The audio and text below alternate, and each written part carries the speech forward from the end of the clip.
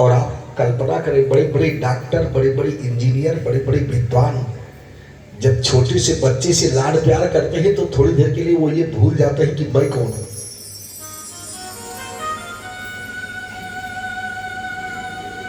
उद्धव जी ये भूल गए कि मैं ब्रह्म ज्ञानी हूं।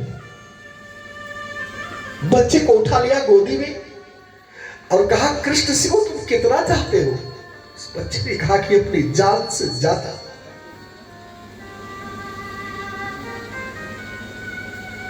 जो शाम को लौट आने वाला था वो शाम तक उन बच्चों के चक्कर में फंस करके बैठा रहा। जब शाम होना हुआ, उद्धव जी ने बच्चों से कहा, बेटा मैं नंद यशोदा से मिलना चाहता हूं, उनका कौन सा मकान है? बच्चों ने कहा, महाराज ये सामने जो साफ साफ पनारा दिखाई देता है इसी के किनारे आप चले जाइए। ये पनारा जहां समाप्त हो जाएगा वही नंद यशोदा का भवन।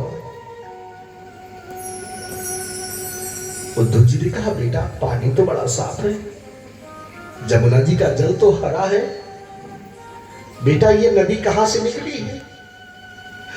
वो बच्चे जब चिल्ला पड़े रथ के चक्के को पकड़कर, कहा, महाराज ये कोई नदी नहीं है, इसको नदी मत कहिए महाराज। उद्धव जी चुप हो गए। बच्चों से पूछा, क्या क्या है ये? बच्चों ने कहा, महाराज जब से गोविंद ने गोकुल को त्याग दिया, ये नंद और यशोदा रानी के आंखों के आंसू भरे हुए। ये कोई नदी नहीं है, ये कोई नारा नहीं। उद्धव जी के होश उड़ गए।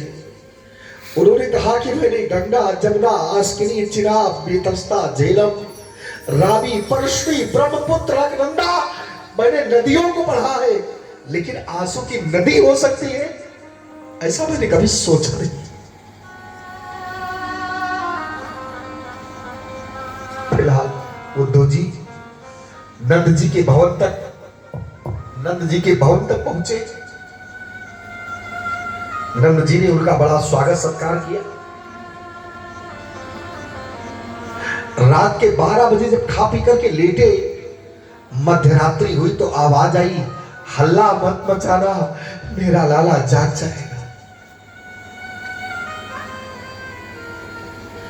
उद्धव जी उठ करके बैठ गए और नंद जी उद्धव जी के चरण पकड़कर बैठ गए। महाराज आपको मेरे दरवाजे पर तकलीफ हुई, आप मेरे अतिथि हैं, इसके लिए मैं क्षमा प्रार्थी हूं आपसे, मुझे माफ कर दीजिए। आपके नींद में व्यवधान आया। उद्धव जी ने नंद जी को पकड़ लिया। क्या बोल रहे हैं? ये आवाज कहां से आ रही है? ये आवाज सुन करके तो मेरा कलेजा कांप रहा है। उद्धव जी कह रहे हैं।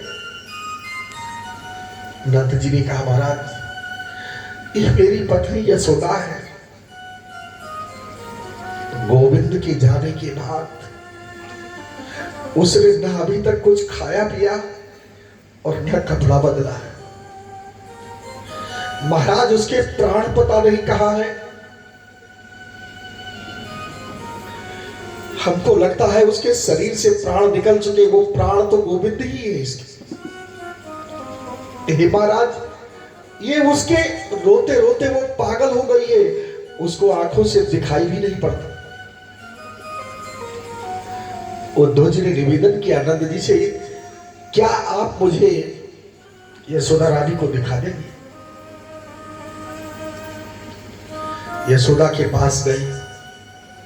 उद्धव जी ब्रह्मज्ञानी, और ये महान ब्रह्मज्ञानी उस यशोदा रूपी प्रेम समुद्र में डूब गया। इसकी सारी हैसियत, इसकी सारी औकात इसकी समाप्त हो गई। जो शाम तक लौट करके आने वाला था वो 6 महीने तक उस समुद्र में डूबा पड़ा रहा प्रेम के।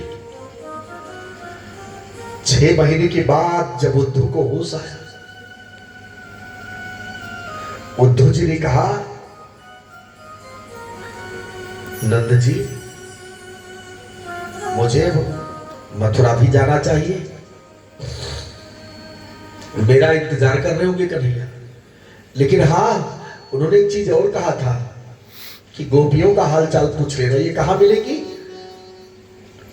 उद्धव जी ने कहा महाराज वो सामने जो झाड़ी दिखाई पड़ रही है आप वही चले जाइए, सब बैठी होगी। उद्धव जी वहां गए और एक वृक्ष के आड़ में छुप गए। गोपियां आपस में ब्रह्म वार्ता कर रही है। भागवत में तो नाम नहीं लिखा है, लेकिन पंडित श्रीधर जी ने, अन्य टीकाकारों ने व्याख्या की है। ललिता, विशाखा, राधा सब इकट्ठा थे। विशाखा ने जाकर राधा से कहा, राधे अरे सखी आज मैंने एक स्वप्न देखा है। राधा जी ने कहा क्या देखा? कहा मैंने ये देखा कि कन्हैया आए हैं और मुझे जगा रहे हैं। राधा जी कहते इधर चली आओ विशाखा, तुम्हारा पांव छू लो एक बार। तो कितनी भाग्यशाली है कि गोविंद को रात में देखी और राधा जी लगी रोने। सखियों ने कहा कि आप उनकी इतनी बल्लभा प्रेसी है, सबसे अधिक आपको मानते हैं, आपने स्वप्न नहीं देखा? राधा जी ने कहा नहीं देखा। कहा क्यों? राधा जी के रो पड़ी और राधा जी जवाब देती है कि अस्माकंतु गते कृष्णा गता निद्रापि बैरिणी। अरे सखी जब से गोविंद चले गए तब से मेरी नींद बैरन हो गई, मेरी आंख हाथ तक लगी। विशाखा ने कहा पागल हो जाओगी। कवियों ने बड़ी सुंदर लाइनें दी है, आइए थोड़ा सा आप लोग स्मरण करें, उसके बाद अगर ये ध्यान